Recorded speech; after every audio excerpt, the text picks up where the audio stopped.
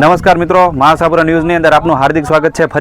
ઝુલરી same વિસ્તારની અંદર લગાતાર આ ત્રીજી વખત જે છે એ ચોરીનો સિલસિલો જે છે એ જોવા મળ્યો છે.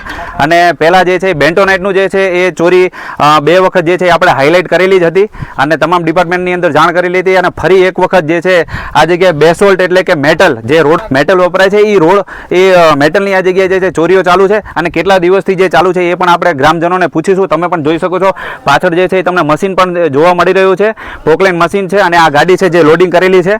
ગ્રામજનો જોડે પણ મળાવું છું અને આ ચોરી ક્યારથી ચાલુ થઈ છે અને કેટલા સમયથી ચાલુ છે એ હું તમને જે છે જણાવું. હા, આપનું નામ જણાવો. મારું નામ રબારી ખીમાભાઈ ભીમાભાઈ. ક્યાં રહેવાનું? ઝુલરાઈ. એ ચોરી જે આની મેટલની જે થઈ રહી છે એ તમને ક્યારે ખબર પડી?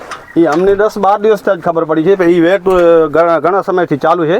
જી, અમે 10-12 થી વોચ કરતા હતા. જી, કાલ પણ 10 મિનિટ પહેલા નીકળી ગઈ.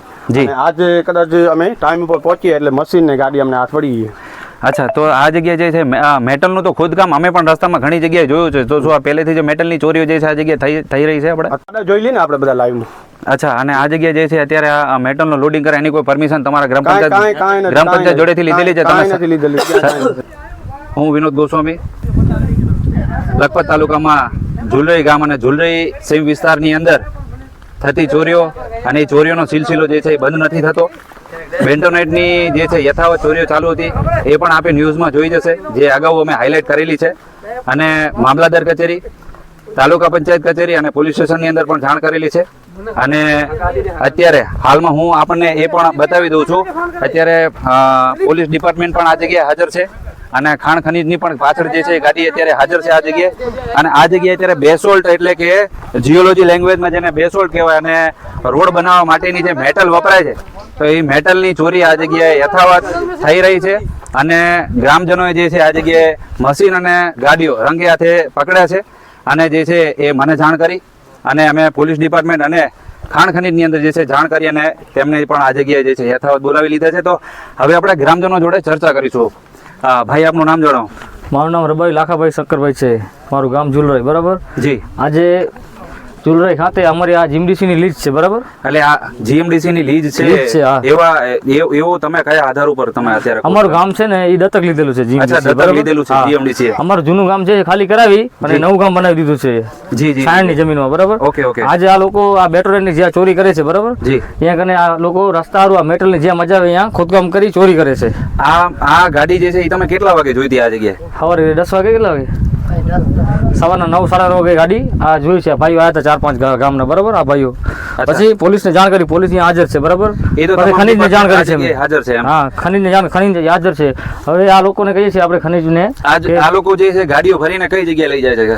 સામે રસ્તો બનાવે છે. સામે. અચ્છા, રસ્તો બનાવે છે.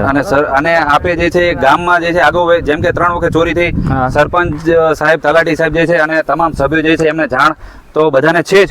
તેમ છતાંય જે છે એ આ જગ્યાએ કોઈ કંઈ નથી બોલતું. અને છેલ્લા 1 વર્ષથી આ બેન્ટોનાઇટનું તો યથાવત ચાલુ જ છે. પણ અત્યારે જે છે મેટલ એટલે કે જીઓલોજી લેંગ્વેજની અંદર બેસોલ્ટ જે છે એની ચોરી પણ આ જગ્યાએ ચાલુ છે. તો કોઈ પણ ડિપાર્ટમેન્ટ આ જગ્યાએ સિરિયસ નથી લેતું, કોઈ પણ આ જગ્યાએ ચોરી બંધ નથી કરાવતું. જે છે એ બધા મળતિયાઓ આ જગ્યાએ ભેગા થયા છે અને આ કામકાજ જે છે યથાવત જે છે એ ચાલી રહ્યું છે.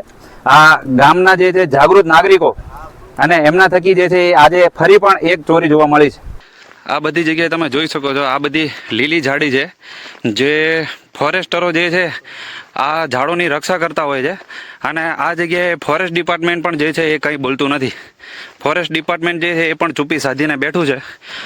આ જગ્યાએ બેસોલ્ટ એટલે કે રોડમાં વપરાતી મેટલ જે છે એનું ભયંકર ખોદકામ કરેલ છે. તમે જોઈ શકો છો ઊંડા ઊંડા ખાડા છે અહીંથી. અને આ જસ્ટ બાજુમાં મીઠી ઝાડી છે એ પણ ઉખાડવામાં આવી છે આ જગ્યાએથી. અત્યારે તમે જોઈ શકો છો કે રફડી કેટલી છે. આ ડમ્પર આવે છે આ જગ્યાએ હું માપી નથી શકતો જમીનની અંદરથી, પણ 1-1 ફૂટ સુધીની રફડી છે. અને આ જગ્યાએ જો લીગલ માઇન્સ હોય તો આ પાણી છાંટશે કોણ પાણી છાંટશે? આપણે એટલી રફડી છે કે આગળના ભાઈ જે છે એ પણ ધૂંધળા દેખાય છે.